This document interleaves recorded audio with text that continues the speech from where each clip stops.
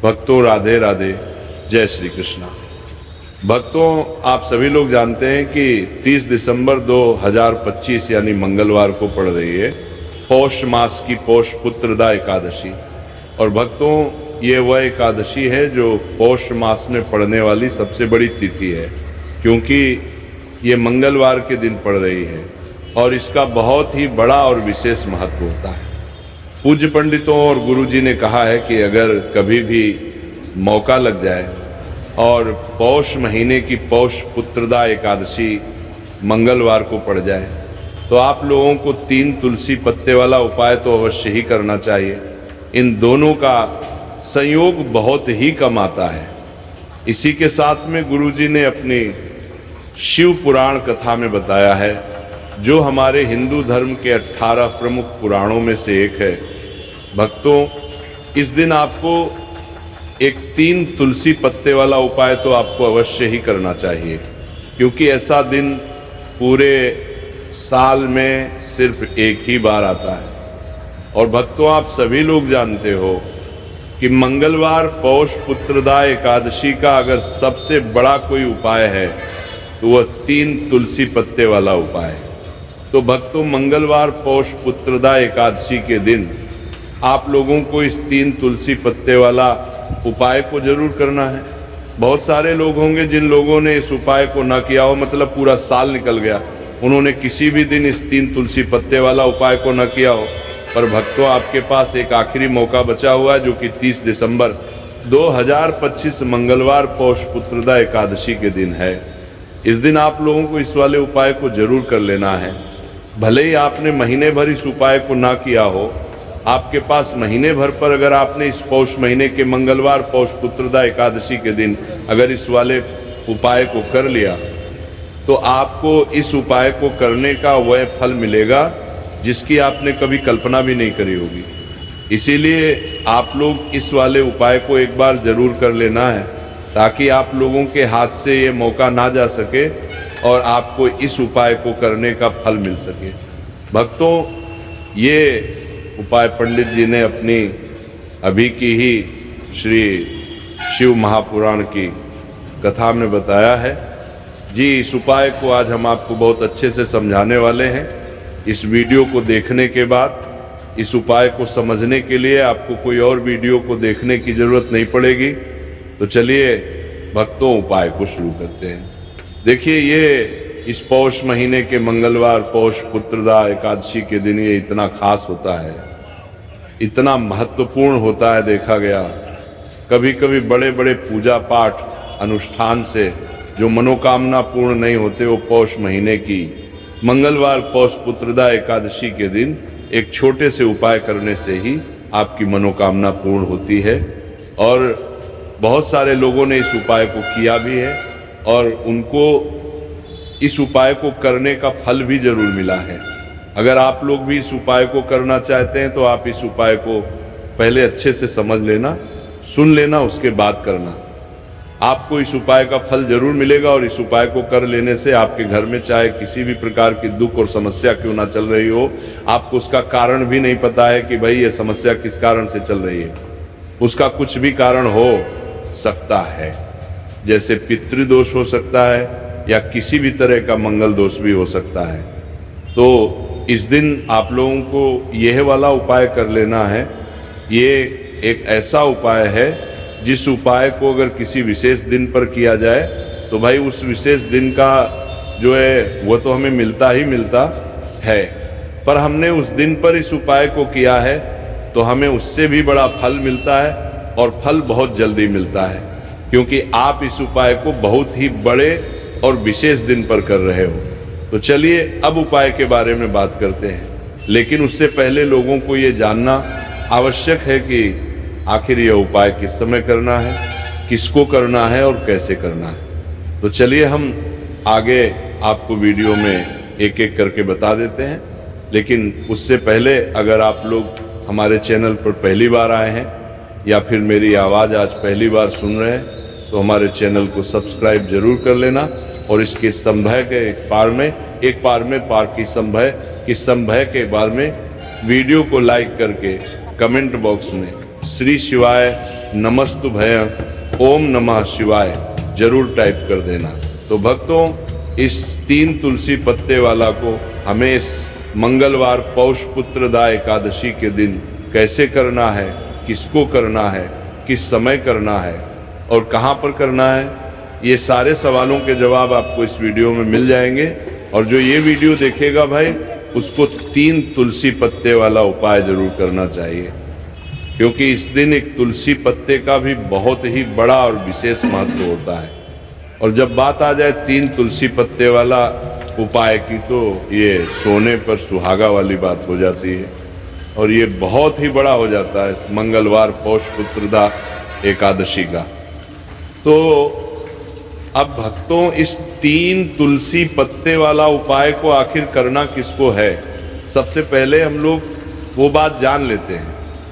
तो देखो, घर की जो बड़ी माताएं बहनें होती हैं, उन माताओं बहनों में से कोई भी एक बड़ी माता बहन इस वाले उपाय को कर सकती है। और भक्तों, अगर आप चाहे तो अपने घर में से सभी सदस्यों को भी इस उपाय को करवा सकते हैं। अगर किसी व्यक्ति की खुद की कोई मनोकामना है, खुद की कोई दुख और परेशानी है कि वो अपने लिए ही करना चाहता है इस वाले उपाय को, तो वो खुद अपने लिए भी कर सकता है। बाकी अगर कोई घर में से ऐसा है जो कि अपने पूरे घर परिवार की सुख और शांति के लिए ये वाला उपाय करना चाहता है, तो भाई वो भी कर सकता है। उसमें भी कोई दिक्कत वाली बात नहीं है। कहने का मतलब ये है कि इस उपाय को हर एक सदस्य भी कर सकता है और पूरे घर परिवार के सदस्य के लिए घर की बड़ी माताओं बहनों में से कोई एक माता बहन भी कर सकती है। माताएं बहन अगर घर में उपस्थित ना हो या वो एक वाला उपाय ना कर पा रही हो, तो फिर घर का कोई बड़ा सदस्य भी इस 3 तुलसी पत्ते वाला उपाय को कर सकता है। चाहे फिर वो पुरुष ही क्यों ना हो, उसमें कोई भी दिक्कत वाली बात नहीं है। उसके बाद में भक्तों, जो अगला प्रश्न निकल कर आता है वो ये आता है, इस उपाय को लेकर के आखिर इस उपाय को हमें किस समय करना है, सुबह के समय करना है कि शाम के समय करना है। तो इस वाले उपाय को आप लोग सुबह के समय भी कर सकते हो और शाम के समय प्रदोष काल में भी कर सकते हो। अब अगर आप पूछो कि भाई साहब सबसे उत्तम समय कौन सा रहेगा इस 3 तुलसी पत्ते वाला उपाय को करने का, तो हम आपसे बस यही कहेंगे कि इस उपाय को आप सुबह के समय करेंगे तो ज़्यादा बेहतर होगा। बाकी अगर प्रदोष काल शाम के समय भी करेंगे तो भी अच्छा होगा, उसमें कोई भी दिक्कत वाली बात नहीं है। तो अब भक्तों, जो अगली सबसे बड़ी और पूर्ण बात आती है वो ये आती है कि सुबह अगर हम उपाय को करेंगे तो हमें कितने बजे से लेकर कितने बजे तक के बीच में करना है, और शाम के समय प्रदोष काल में करेंगे तो हमें कितने बजे से लेकर कितने बजे के बीच में करना है। तो देखो, सुबह जितनी जल्दी हो सके आप उपाय को करने की कोशिश करना। बाकी अगर किसी कारणवश लेट भी हो जाओ, थोड़ी देर भी हो जाए, तो 10 या 11 बजे तक भी आप उपाय कर लेना, पर 12 बजे से ज़्यादा देरी ना हो, ठीक है, बात का ध्यान रखना। उसके बाद में भक्तों, अगर शाम के समय प्रदोष काल की बात करें, प्रदोष काल का जो समय है होता है वो शाम के 6 बजे से शुरू हो जाता है। मतलब शाम के 6 बजे से लेकर 7 बजे के बीच का जो समय होता है, यह समय प्रदोष काल का समय होता है। तो आप इस उपाय को 7 या 8 बजे के बीच में भी कर सकते हो। मतलब शाम के 6 बजे से रात 8 बजे के बीच में आप कभी भी इस वाले उपाय को कर सकते हो, उसमें कोई भी दिक्कत वाली बात नहीं। तो चलिए भक्तों, जान लेते हैं सबसे पहले उपाय के बारे में, जो कि है तुलसी जी के पत्तों का बहुत ही चमत्कारिक उपाय। देखिए, हम सभी के घरों में माता तुलसी का पौधा अवश्य ही होता है। तो देखिए, हमें तुलसी जी के पौधे से सबसे पहले तो 3 पत्ते तोड़ने हैं। तो देखिए, तुलसी जी के आपको 3 पत्ते तोड़ लेने हैं और इन तुलसी जी के पत्तों को तोड़ने के बाद आपको एक चुटकी हल्दी भी अपने साथ में लेनी है। हल्दी के अंदर आपको जल मिला करके पेस्ट के रूप में तैयार करना है और इसी के साथ में आपको एक दीपक भी लेना होगा। दीपक आपका भी ले सकते हैं, आटे का भी ले सकते हैं, और इस दीपक में आपको शुद्ध घी डाल के इसमें आपको लंबी रुखी बाती का प्रयोग करना है। देखिए भक्तों, आपके पास है 3 तुलसी जी के पत्ते, तो पहला जो तुलसी जी का पत्ता है उस पर आपको सबसे पहले तो जो आपने हल्दी ली है उसकी एक बिंदी लगानी है। और पहला जो तुलसी जी का पत्ता है आपके घर में भगवान विष्णु का चाहे कोई सा भी स्वरूप हो, चाहे लड्डू को गोपाल जी का स्वरूप हो, या फिर भगवान कृष्ण की आपके मंदिर में प्रतिमा हो, या फिर भगवान श्री राम की प्रतिमाएं, उनके सामने आपको पहला तुलसी जी का पत्ता अर्पित करना है। अब देखिए भक्तों, आपके पास जो 2 तुलसी जी के पत्ते बचे हैं और आपके पास जो एक दीपक है, इन्हें आपको लेकर के पहुंचना है अपने ही घर में। तुलसी जी के पौधे के पास में देखिए, सबसे पहले तो आपके पास जो 2 तुलसी जी के पत्ते हैं उन पर भी आपको हल्दी की एक एक बिंदी लगानी है और उन दोनों ही तुलसी जी के पत्तों को आपको अपने घर में तुलसी जी के पौधे के वहाँ पर ही अर्पित कर देने हैं। और इस प्रकार से ये दोनों पत्ते भी तुलसी जी के पौधे के पास में अर्पित करने के बाद अंत में जो आपके पास एक लंबी बाती का दीपक है, इसे आपको तुलसी जी के पौधे के पास में ही प्रज्वलित कर देना है। जो भी व्यक्ति अपने ही घर पर मंगलवार पौष पुत्रदा एकादशी के दिन इस प्रकार से तुलसी जी के 3 पत्तों का ये उपाय कर लेता है तो उसका परिवार हमेशा खुश रहता है, उसके परिवार में कभी भी कोई भी संकट उत्पन्न नहीं होता है और यदि आपके घर में जो भी ग्रह क्लेश है वो भी समाप्त होते हैं। तो इस प्रकार से आपको ये पहला उपाय करना है। अब भक्तों, हम जान लेते हैं दूसरे उपाय के बारे में। देखिए, इस उपाय को करने के लिए भी आपको मात्र 1 लोटा शुद्ध जल लेना है तांबे के पात्र के अंदर और इसी के साथ में आपको एक प्यारी सी और सुंदर सी बेलपत्र ले ली है। बेलपत्र है वह कहीं से भी खंडित नहीं होनी चाहिए, इस बात का ध्यान रखना है। बेलपत्र यदि आपको प्राप्त नहीं हो पाती है तो आप शिवलिंग पर चढ़ी हुई बेलपत्र को पुनः शुद्ध जल से धो करके उसका उपयोग कर सकते हैं।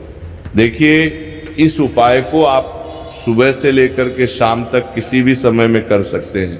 देखिए, मंदिर पहुंचने के बाद सबसे पहले तो आपके पास जो अपनी हथेली में रखना है और आपको कुंडकेश्वर महादेव से प्रार्थना है कि मेरे शरीर में या फिर मेरे परिवार के सदस्य के शरीर में कोई भी भारी रोग हो चुका है जिसमें उसे आराम नहीं मिल पा रहा है, डॉक्टरों को लगातार दिखा रहे हैं, दवाओं का लगातार सेवन कर रहे हैं, लेकिन बीमारी में आराम नहीं मिल पा रहा है। हे मेरे कुंडकेश्वर महादेव, मुझे अपनी बीमारी में आराम दिलाने की कृपा करें।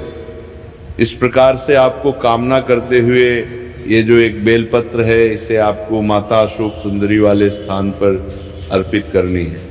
देखिए, माता अशोक सुंदरी वाले स्थान पर जब भी आप ये बेलपत्र अर्पित करेंगे तो इसकी जो चिकनी साइड है वह शिवलिंग से स्पर्श रहेगी और इसको आपको इस प्रकार समर्पित करना है कि जो इसकी डंडी है वह शिवलिंग की तरफ रहेगी और इसका जो पट्टी वाला भाग है वह जलाधारी की ओर रहेगा। इस प्रकार से आपको ये एक बेलपत्री शिवलिंग पर अर्पित करनी है। इसके बाद आपके पास जो एक लोटा जल है उसे आपको सबसे पहले माता अशोक सुंदरी वाले स्थान पर अर्पित करना है। देखिए, आपको शिवलिंग के ऊपर जल अर्पित नहीं करना है, पूरा ही जल आपको धीरे धीरे जहां आपने बेलपत्र अर्पित की थी उसी के ऊपर आपको अर्पित करना है। जल को अर्पित करते समय लगातार आपको कुंडकेश्वर महादेव का स्मरण करते रहना है। देखिए, जैसे ये जल जलाधारी से होकर के बह करके आएगा तो इसे आपको थोड़ा सा किसी भी खाली पात्र में झेलने हैं और इस जल को आपको महादेव से यानी कि कुंडकेश्वर महादेव से औषधि स्वर प्राप्त कर लेना है और इसे आपको अपने घर लेकर के आ जाना है। अब देखिए, इस जल का आपको आचमन करना है। या तो आप बीमार है तो आपको इस जल का आचमन करना है, या फिर घर का कोई भी सदस्य बीमार है तो उसे आपको कुंडकेश्वर महादेव का स्मरण करवाते हुए इस जल का आचमन करवा देना है। पूज्य गुरु जी ने बताया है कि जो भी व्यक्ति इस उपाय को 5 दिन 6 दिन इस प्रकार से कर लेता है तो उसकी जो बड़ी से बड़ी बीमारी है वो समाप्त होती है। देखिए, अब हम जान लेते हैं तीसरे उपाय के बारे में। देखिए, ये जो उपाय है विशेषकर उन लोगों को करना चाहिए जो बहुत ही अधिक बीमार पड़ते हैं। यानी कि आपके घर में जितनी भी कमाई होती है वो सभी बीमारी में खर्च हो जाते हैं। या फिर आपके घर में ऐसा कोई भी व्यक्ति है जो बहुत अधिक गुस्सा करता है, जिससे बहुत ही अधिक क्लेश आता है, तो उसके लिए भी आप ये उपाय कर सकते हैं। तो देखिए, इस उपाय को करने के लिए आपको गिन करके गुड़ के 7 टुकड़े लेने हैं। गुड़ के आपको 7 टुकड़े लेने हैं। देखिए, आपके घर में जो व्यक्ति बहुत अधिक बीमार रहता है या फिर कोई व्यक्ति बहुत अधिक गुस्सा करता है, तो आपको ये जो 7 गुड़ के टुकड़े हैं अपने सीधे हाथ में रखना है और उस व्यक्ति के ऊपर से आपको घड़ी की दिशा में 7 बार सर से लेकर के पैर तक उतार लेने हैं। यानी कि उस व्यक्ति के सर से लेकर के पैर तक आपको इन गुड़ के टुकड़ों को 7 बार घड़ी की दिशा में घुमा लेना है। अब देखिए, इन गुड़ के टुकड़ों को बाहर घुमाने के बाद आपको लेकर के सीधे पहुंचना है भगवान शिव के मंदिर में। आपके घर में यदि शिवलिंग है तो वहाँ पर भी आप इस उपाय को कर सकते हैं या फिर मंदिर में भी इस उपाय को कर सकते हैं। अब देखिए, आपके हाथ में जो 7 गुड़ के टुकड़े थे जिन्हें आप मंदिर लेकर के आए थे, उन्हें आपको शिवलिंग के ऊपर रखना नहीं है। केवल शिवलिंग के ऊपर आपको 7 बार घुमाना है। और जब भी आप ये गुड़ के टुकड़े घुमाएंगे तब आप कल्याण शाबर महादेव का बहुत ही सुंदर सा नाम लेना है। गुड़ के टुकड़ों को इस प्रकार से घुमाने के बाद आपको महादेव से प्रार्थना करनी है कि हे मेरे महादेव, कि ये जो मेरे परिवार का व्यक्ति है बहुत अधिक बीमार रहता है, बहुत अधिक गुस्सा करता है, क्रोध करता है, हमेशा चिड़चिड़ा रहता है, आप इसकी इस प्रकार की जो समस्याएं हैं उन्हें दूर करें। और इसके बाद आपको ये जो गुड़ के टुकड़े हैं 7, इन्हें अपने घर लेकर के आ जाना है और एक एक गुड़ का टुकड़ा आपको प्रतिदिन जो व्यक्ति बीमार है या फिर जो बहुत अधिक गुस्सा करता है उसे खिला देना है। उस व्यक्ति का जो भी क्रोध है, गुस्सा है, वह हमेशा के लिए शांत हो जाएगा। इस प्रकार से आपको ये उपाय करना है। देखिए, गुरुजी ने बताया है कि जो भी व्यक्ति इस उपाय को इस प्रकार से मंगलवार पौष पुत्रदा एकादशी के दिन या फिर आने वाली पूर्णिमा या फिर पंचमी की तिथि पर कर लेता है तो महादेव और माता रानी की कृपा से उसकी जो भी मनोकामना है वह निश्चित ही परिपूर्ण हो जाती है। तो भक्तों, ये थे पूज्य गुरुजी द्वारा बताए गए कुछ बहुत ही खास उपाय। अगर आपको जानकारी अच्छी लगी हो तो वीडियो लाइक करिएगा। मिलते हैं फिर एक नए वीडियो के साथ।